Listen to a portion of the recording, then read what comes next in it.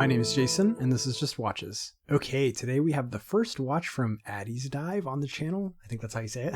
This was loaned in from a friend of the channel, so I could review it. However, before we get to that review, if you're enjoying the contents of this channel, I invite you to subscribe. And if you enjoyed the contents of this individual video, please give it a thumbs up. Thank you so much. For price and availability, as of the recording of this video, this watch is available on the Addiesdive's website for $59 in the USA. The case is 36 millimeters in diameter, 46 millimeters lug to lug. It's only 12 millimeters thick, and about a millimeter of that is this domed mineral crystal. And then finally, it has a 19 millimeter lug with opening. Now the case is quite simple with brushing along the top of the mid case and then high polished sides. The lugs have a slight downturn, but as the lug to lug length is a very short 46 millimeters, this watch is going to wear great on a variety of wrist sizes. Now a high polished bezel sits atop the mid case. I love this 36 millimeter size, and if you like smaller watches, I think you're really going to like this case. The stock bracelet on this watch is actually quite good, with excellent articulation against the back of the watch and between the links, which is going to help with the overall bracelet comfort. The 19 millimeter width tapers down to 17 before jumping back up to 18 millimeters at the clasp. The twin trigger reveals a milled scissor, and there are 5 micro positions on the clasp, so getting a good fit on this bracelet should not be a problem.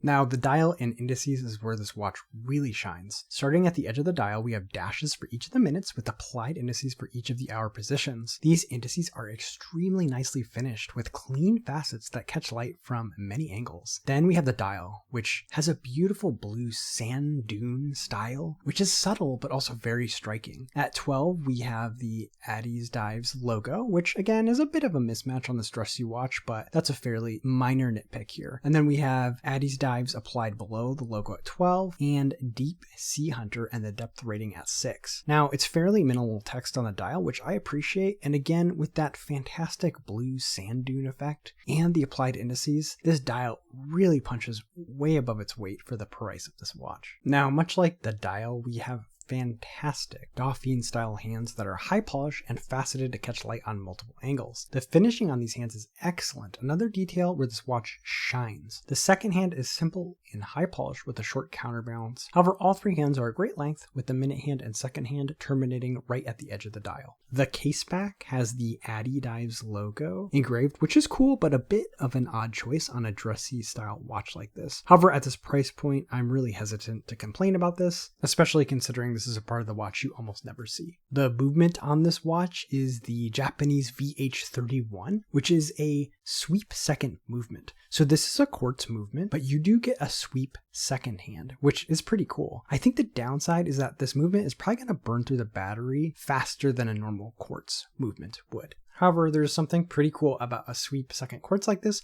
rather than just getting the 1 tick per second. Another benefit of having quartz here is you get an accuracy of about plus or minus 15 seconds per month. The push-pull crown on this watch is straightforward, but it is nice to see it signed, especially at this price point, something Seiko can't seem to do anymore on any watch with an MSRP of less than $1,000, so I like seeing it here. As this is a quartz watch with no date, you won't be adjusting it very often, but this crown will easily get the job done. Now the crystal here is just mineral, but at sub $100, this isn't super surprising. What is nice is you get some anti-reflective coating, and I think that they did a pretty good job because I'm not noticing that many reflections. So here's the watch on my 6 3/4 inch wrist. This is a great size both for smaller wrists or if you prefer smaller watches. The watch is also quite thin, even with that massive domed crystal. So pros and cons, starting with the pros. First, the hands and indices on this watch are excellent and are on par with much more expensive watches. Second, I love the use of this sweep quartz movement to give you a sweeping second hand, but I will sneak a con into the pro section here and say you'll probably need to change the battery on this one more often because of the configuration of this movement. Third, the bracelet on this watch is decent, especially considering the price point. Sometimes buying an aftermarket bracelet is more expensive than this entire watch, which comes with a decent bracelet is. As for cons, the branding of this watch, both the logo and the caseback they seem very diving focused to me, which is a bit at odds for this more dressy style watch. Second, it'd be hard to expect sapphire crystal at this price point, but this large domed mineral crystal is going to be a bit of a liability for scratches. I think I would have preferred if they just used an acrylic crystal because it would have looked really cool, and then you could buff out any probably inevitable scratches on this massive domed crystal. And then finally, the 19 millimeter lug width is going to limit your choices for aftermarket straps, at least in the USA, where 18 and 20 millimeter straps are way more common. As for comparables, the Pagani Design PD1731 is another option with slightly cleaner branding in my opinion. And then for more, I would definitely check out the Orient Bambino line, which comes in a variety of sizes and dial layouts.